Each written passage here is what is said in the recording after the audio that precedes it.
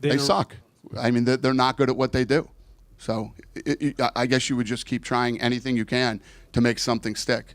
Alright, so just this past weekend during the UFC 307 post-fight press conference, Dana White once again took the time to dunk on the PFL, which, if you've been paying attention the last year and a half or so, this has quickly become one of his favorite hobbies. This time around, however, Dana was asked what he thought about the PFL uploading a Twitter video that makes Kayla Harrison look bad just a few hours before she started to fight, and in response, he ridiculed their business practices and how they're apparently bleeding money. I think when you're losing as much money as they are, fucking go for it. Throw the kitchen sink at it. They're drowning. These guys. This guy just came out recently and said, we're going to spend more money than they did on the Sphere. Well, that sounds fucking brilliant. How many tickets you going to sell?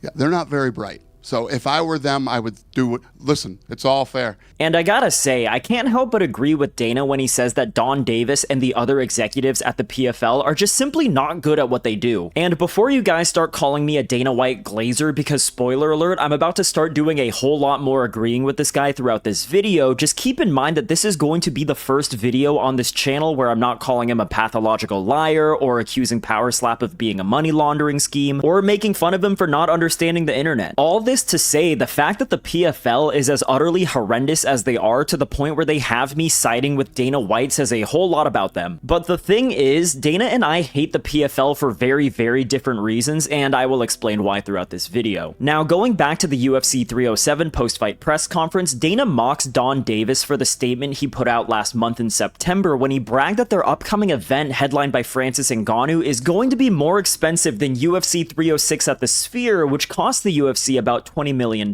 And when I first heard Davis say this, I thought it was a hilarious over-exaggeration, but honestly, seeing as paying the main event fighters alone is going to cost them $12 million in and of itself, then I guess I can see how the expenses of this event could exceed 20 mil. Like, they're still going to have to pay the remaining fighters on a card that features Chris Cyborg and Johnny Eblen and other fighters on top of the cost of the venue, along with marketing the event itself, so maybe all of that will exceed the remaining $8 million, but I can't help but wonder, is running an event that's this costly really a good idea for the PFL? Like, I understand that this is going to be their biggest event of all time or whatever, but honestly, I'm really doubtful that it's going to make enough money to break even. Because seeing as they're pricing this card's pay-per-view at $50, that means they need to sell 400,000 pay-per-views in order to make $20 million back, and seeing as Ngannou's last two pay-per-view events since leaving the UFC both performed terribly, with neither of them selling more than even 70,000 buys, then how the fuck does Don Davis think they're going to be able to sell 400,000? Because let's be real here, folks, nobody cares about the PFL, and I understand that Dana is in fact a pathological liar, but whenever he belittles them for not selling any tickets or pay-per-views are some of the very few times in life when Dana's actually telling the truth. Of course, Dana isn't going to speak highly of any rival MMA promotion and will do and say whatever he needs to in order to hurt their business, but in this case, he doesn't even need to lie, because simply telling the truth about how the PFL doesn't make any money hurts them more than any lie he could make up would. Take, for example, this press conference that Dana did in May of 2023, right after Francis signed with the PFL. What they're doing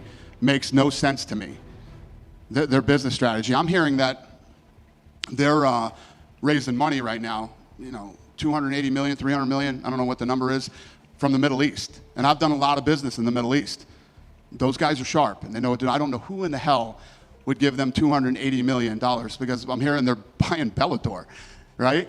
So you're an organization that's burning cash, have no ratings and selling no tickets, and you're going to raise $280 million to buy a company that's burning cash, sells no tickets, and does no ratings. It sounds fucking absolutely genius to me. Now, for context, I'm pretty sure that this is the beginning of Dana's war with Don Davis, because prior to him signing Francis, it actually seemed like they were on pretty good terms with one another. But when it comes to Dana mocking how the PFL is raising Middle Eastern money in order to buy out Bellator, I can't help but feel like his skepticism and how a PFL-Bellator merge would play out was pretty justified. Like, both of those promotions in question have famously struggled to keep the lights on for years, so how is merging the two of them together supposed to solve any of the PFL's issues? Now let's fast forward to what Dana had to say in December of 2023 when the merger officially signed. One shitty organization that sells no tickets and nobody watches buys another shitty organization that sells no tickets and nobody watches. Sounds like a fucking winner to me, boy, right?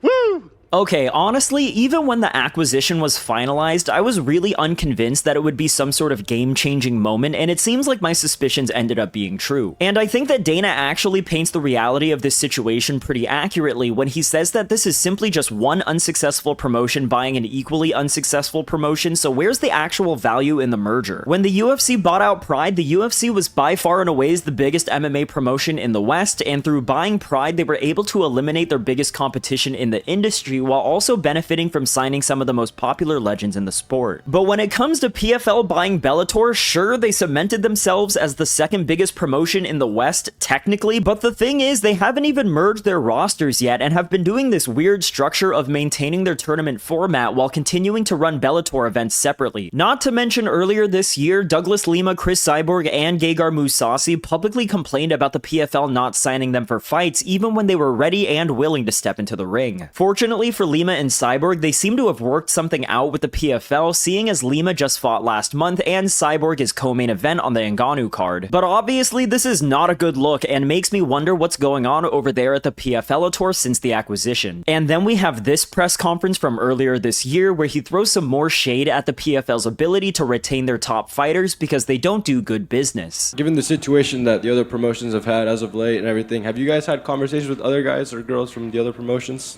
What do you mean, as far as like maybe them sucking and not selling any tickets or stuff? What are you asking me? No. Fighters that may be looking for home or something. I know some guys don't have their divisions in the other promotions.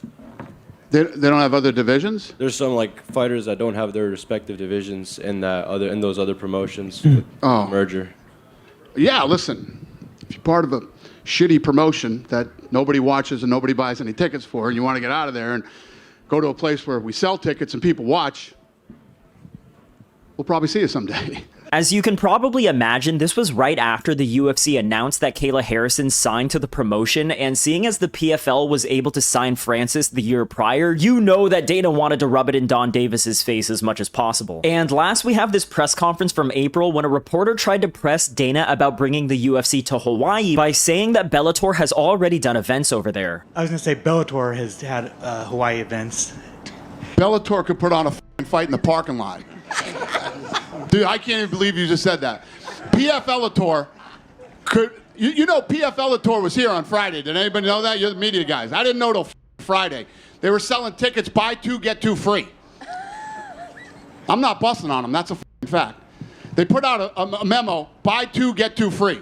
You're having a bad week if those are the memos you're putting out. Hey, Dana. There were more people in my green room tonight than there were at the fight. And yeah, up to this point, this is the saga of Dana's war against Don Davis and the PFL. Like I said earlier, Dana is not going to say anything good about any rival promotions, especially ones that are based in the United States and make claims that they're going to be a co-leader in MMA. And prior to the PFL signing Francis, Dana never really outright said anything negative about them, but obviously all of that has been thrown out the window in present day. I mean, it certainly doesn't help that Don Davis has been making statements saying how the UFC is sleeping on the PFL and that they're going to overtake the UFC, much like how Netflix put Blockbuster out of business, but yeah, I really don't think that's going to be the case here. Because whereas Dana hates the PFL for business purposes, I personally hate the PFL and don't have any hope for them as a company strictly due to the fact that they are terrible at running events. Don't get me wrong, I would love to see them succeed, but my god, these guys don't know how to put on a show to save their lives. All of their events that I've watched are just so fucking boring. First and foremost, the pacing of their events are horrendous. Like, they seriously insist on spending 20 minutes in between each fight talking about the most pointless bullshit. They'll go from talking about the fight that just happened with their commentators, then they'll talk about the next fight with their commentators, and then they'll cut to some random ass dude on Zoom calling in from his living room to talk about the next fight. It makes no sense to me. Like, yes, this is exactly why I'm watching a B-tier MMA promotion, to hear way more yapping about the fights than actually watching the fights happen. I also feel like the production value of their events is pretty atrocious and unprofessional to say the least. I cannot tell you how many times their broadcast will just cut randomly to a shot of a random wall while their commentators are introducing the next matchup. Or there will be times when two sets of audio will be running at the same time because the producers don't know what the hell they're doing. For example, there's this hilariously unprofessional moment when Sean O'Connell was heard on broadcast joking with his producers if he could ask Rob Wilkinson about the steroids he's taking right after Wilkinson just won his fight. Can I ask him about his steroid?